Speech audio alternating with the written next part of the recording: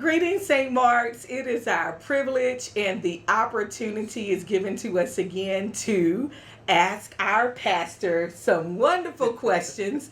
Thank you all for sending some in. I have culminated about 3 or 4 based on some of the responses that you all have come in. St. Mark's, we're really on the same page here. Like some of the questions were somewhat familiar or similar and fell into the same category. Okay. So we're going to group some. And then, of course, we'll end this segment in fun again. Really? Okay. Hit me with the speed run again. Yes. So I cannot believe this, but man, we're past 30 days in. Isn't that amazing? It's amazing. Yeah. It feels like that you have just really always been with us. Like this has not really been on our end a rough transition. Like I know that we have had. I'm sure that you give some concessions to us, and but I don't feel like that we've given any concessions to you. But just want to know a little bit. How are you feeling so far? Because you are getting the real deal. So thank you for the question. Thank you for letting me have this time with you again, this video segment, and Ask the Pastor. Let me just say, it's been a whirlwind start. It's been a lot of fun, a lot of energy, a lot of connections. I'm getting a chance to meet a lot of people. You are actually giving me a concession, and that's on the names. I am trying to get them as rapidly as I can, but if I miss a name here or there, or if I ask you the 3rd or 4th or 5th time, thank you for your grace that you have extended to me. And I promise you, I'm still trying to learn them. One of the best ways is for all those folks who have been taking me out to lunch. The breakfast and the lunch routine, those names are locked in. So. Want the pastor's name? Got it. Yeah. Take him to lunch again. Well, the fun is really about to happen, Pastor. I know that you and I were just doing the same things in our household. You're calling me about what meetings do I have? And I'm going, Fernando and I are doing calendaring right now. And it's about to really kick in. You have been preaching a word. Thank you. And so I know that the congregation has been very blessed by the word that you've been preaching. We'll get into that a little bit later on about the new series that's coming up. But we are also getting ready to now begin to see the administrative side of you that is about to come up. And this is a question, that one of the questions that came in, as with many churches, and I'm sure that those breakfasts and lunch appointments were not just to say hello, of course, but yes. To offer some various opinions. And the way that this person stated this, I think they stated it well. So I'm just going to read the question as they did. As with many organizations, including churches, St. Mark's is not an exception. There can be various and diverse opinions on just about any church matter. Sure. And as I said, you and I, we're about to go through the rolling of the meetings. Yeah. AV board, nominations, human resources. We've had worship, lengthy worship meeting. We're getting ready to meet with staff. This is about to be fun, Pastor. And in that, you're going to see that, just like I love a diversity of thought, but with that can become challenging as a leader. How do you handle conflicts or disagreements within the church? And are there specific sections of the Bible or skills or other resources that you use to handle true conflicts? Again, an excellent question. So first let me say, and I think I mentioned this maybe in one of those sermons, so I'll just go back and touch on that for just a moment.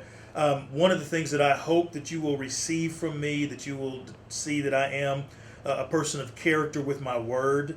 And so it will be my intention to honor the confidentiality Anytime, again, whether it's breakfast or lunch or just in the office or anything along those lines, if somebody shares something with me, and it's it's clearly in confidence, and that's something that I will maintain and hold with me. You're right. I have already heard various visionings and thoughts and hopes and possibilities, and I do also appreciate the diversity. It will be interesting seeing where we can begin to coalesce a bit more. In terms of specific scriptures or specific other resources that I use, I will say that there's not a scripture particular that comes to mind other than just making sure that you're treating people with gentleness with your words, paying attention to how you are addressing folks. So I want to treat people with the utmost of respect in whatever conversation that we're having. I do want to add the. I'm trying to think of how to say it. You can say it. It's safe. Again, I don't. Of folks that have come to me already and shared a possible concern or thought, they have also been very self-aware and gracious enough to put themselves in it. And by that, what I mean is to say they have owned their part of where some conflict may have come from. Oh, that's good. And yes, I was going to say, and that pleased me to see that it wasn't. There haven't been any people just coming and throwing each other under the bus. That's good. There have been people coming and saying we bumped heads on this, and maybe I took it too far, or this is what happened, and so on and so forth. But we're going to continue to pray our way through and listen intently for God's vision for St. Mark's. I like that, Pastor. I'm going to go a little deeper, or maybe press a little bit more, because in just seeing this, oftentimes people want you to be the tiebreaker. They want you to be the decision and the authority. They want you to be able to say, you're right, you're wrong, and this is why I say this, in conflict over. And that's really not how it works. Sometimes it can. Right. We can say that Scripture says this, right, or this is the way that it happens. But in growth and in growth models, that it gets a little uncomfortable, and in order to do that, so I just want to make sure that that we make sure that when we're saying how do you deal with conflict, that what you're hearing, because there may be a hidden assumption that that's what people are thinking you will do. Sure. So let me just say, as respectful and as lovingly as I want to be with everybody, I also don't mind standing on solid ground. If there is a decision that has to be made and we need to move more expeditiously about it, I can step into that space. My preference is to work through the teams, to work through the committees, and then to enforce a committee decision. I will have input in the committees. I will share my thoughts. Hopefully, I can be persuasive. But I've been outvoted a time or two before, and that's the way it goes. But I will be enforcing decisions of committees. If I could, maybe it'll help to give a specific example. So just very briefly, let me just go ahead and say that we are already thinking about the 2024 calendar and about some of the special Sundays that we have. We have a number of wonderful special recognitions, and I know that there has been questions about the placement of some of those things. Can they happen as earlier in the service, or part of the regular timing of the service, or is it better placed perhaps toward the end? And so at the last worship team meeting, a decision was made to have those types of things near the end. Recently, an email came about a day that's coming up, and was wanting to know if they could move some things around. I heard those concerns. I reached out to the person, but at the same time, I wanted to stand with the ground that the worship team has decided, and so we're keeping that at the end of the service. So That's a small example. That's a very good example, actually. I don't know if that will make sense without other context, but that's the basic idea. Yeah, I think that's important. No decision is being made in isolation, but you are holding the decision of what we have prayed about, journeyed about, spoken about as the people of the church and the body. Yes.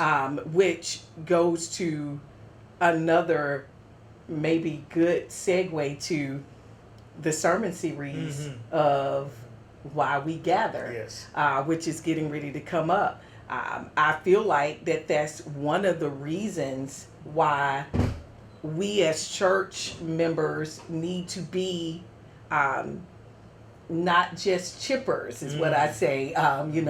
Let me just give you feedback, or let me just do it. But we need to be at the table in every way and in every space. Sort of talk to me about the series and what we're about to look forward to. Sure. So the series is entitled Why We Gather.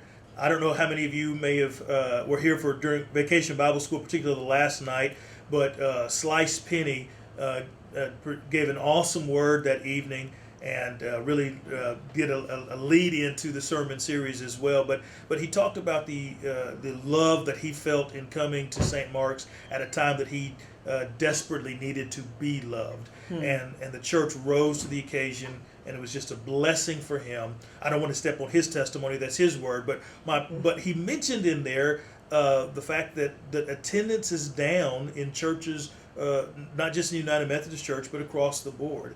And so I'm hoping that this series will be a reminder for us about those essential things, that we come so that we can celebrate the love of God, to worship, just to open ourselves up in praise, that we come so that we can be reminded that we're supposed to be lifelong learners, right? That there's a wealth of information and application in the Bible, and so we want to grow in our Christian education.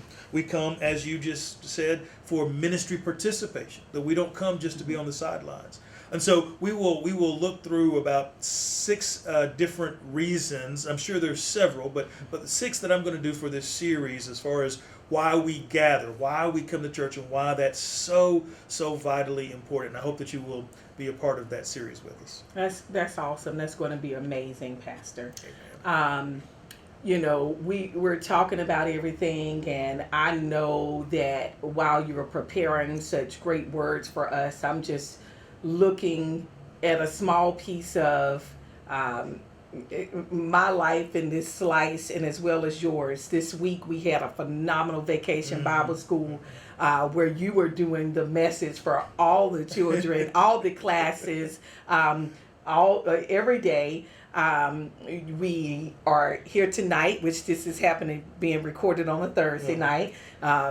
You've been working in that. You are getting ready to have to go to a funeral of a very dear friend back in Tennessee, and you're going to go and be with them on Saturday, and you're going to try to come back here, and you're going to again try to fill the pulpit. And church family, I've tried to be a good lay leader. She has. He's still doing it. Yeah. You have also been serving at the conference level this week and leading other ministers in different ways, and just being a leader of leaders.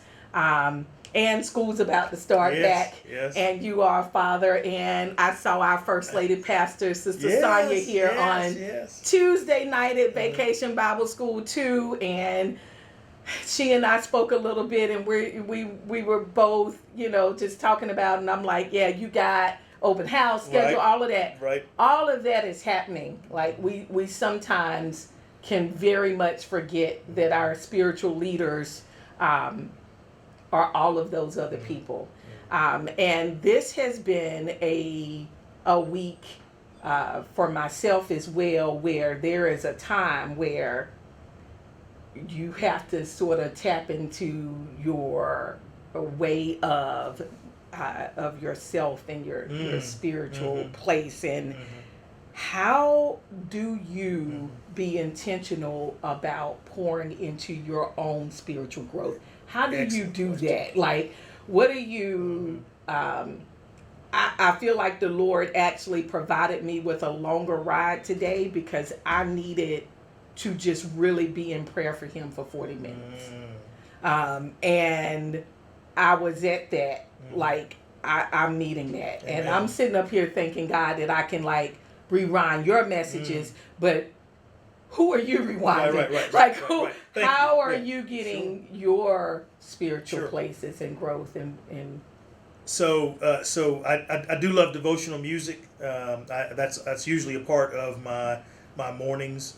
I will say, I guess it was, I can't remember if it was 2 weeks ago or 3 weeks ago. I think it was 2 weeks ago when the choir did No Ordinary Worship, and it just hit me. It just went all over me, and so I started. Eyes were leaking a little bit in the pulpit up there, but it was just such a powerful moment for me. And I mention that because for the next several days I kept playing that was my devotional song for the rest of that week. Every chance I got, I would put that on and just listen to that. I even sent it to a few folks, like, hey, listen to this. Start your day with this. But yeah, so music is a big part of my devotional time. I do, of course, spend time in prayer. I do have two people that I'm pretty close to in terms of prayer life type of things. And these are people that I know that if I say, hey, I really need you to pray for me about this, there's not a doubt in the world that they're going to go to the Lord for me, and that's encouragement and strengthening for me. In terms of other folks that I listen to, I mean, the list runs the gambit. I listen to people as far as Howard John Wesley, phenomenal preacher, just really, really good. I enjoy him as far as the national scale. And then a little closer to home, maybe I shouldn't be pubbing another church or anything, but sometimes whenever I have an off day, or if I'm off a Sunday, or my family gathers, we'll go to New Beginnings with Reverend Henderson. And so he took me out to lunch for my birthday, so maybe I should give him a plug in there.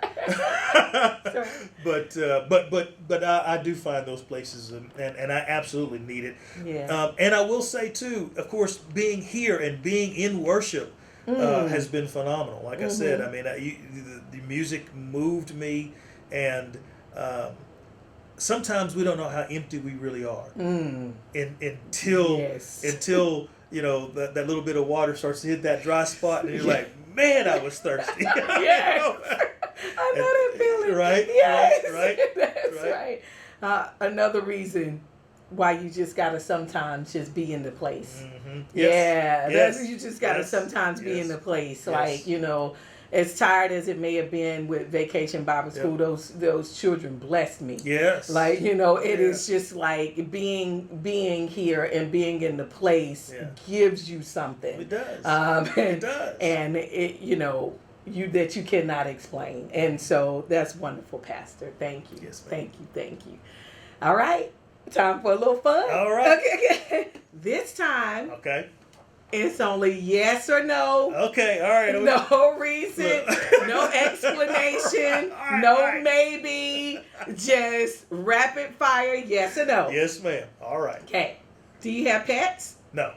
Do you have siblings? Yes. How many? 2. Female or male? Younger brother and a younger sister. Oh, he's the oldest. Yes. Have you ever lived abroad? Lived abroad, no. Traveled abroad? Yes. Are you active on social media? Yes. I struggle with that because, I'll go through I know no excuses, but here we go. I'll go through phases where I won't be on for like a week or two, and then I'll jump on for like 2 or 3 days. Okay. You have social media. That's what we'll say. Right. Would you ever try stand-up comedy? Oh my gosh. Yes, I would try. Would you ever appear on a reality show? The Biggest Loser. Getting paid to lose this weight. Do you think you could win a game show? Yes. Okay. Do you speak more than one language? No. Yeah. Do you consider yourself tech savvy? Yes. Do you enjoy performing in front of an audience? Not preaching, performing. Yes. Yes. Do you vote in local elections regularly? Yes. Have you ever won a contest? Yes. Which one? Chess. Oh, Chess tournament. Yeah. Do you believe in ghosts? Wow. Yes. Yes. But I got to look. I'm gonna have to definitely come back and explain that Go one. ahead and Yes. explain that one. Okay. Do you believe in soulmates? Yes. Have you ever won a bet? Yes. Have you ever delivered a perfect comeback? Oh my gosh.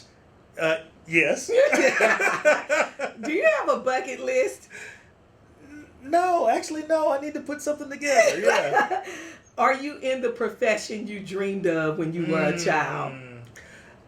No, but I love what God did anyway. Hey, would you ever skydive? Yes.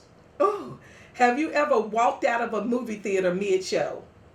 Yes. Oh, goodness. Have you ever worn socks with sandals? No. Okay, very good, Pastor. Can you freestyle rap? No, I wish, but no. Can you name more than 10 U.S. presidents? Yes, I think so. Yeah. Do you correct other people's grammar? My sons. Yeah. Do you like clothes shopping? Do you like shopping for clothes? Yes. Yeah. Do you think you would make a good spy? Yes. I can slide in there. Do you have any tattoos? No, but I've thought about it. What you think about getting? Phi Beta Sigma. Oh, of course. Oh, I set myself up for that. Well, as usual, Pastor, we have had fun. We've learned I always grow out of my little mini therapy sessions.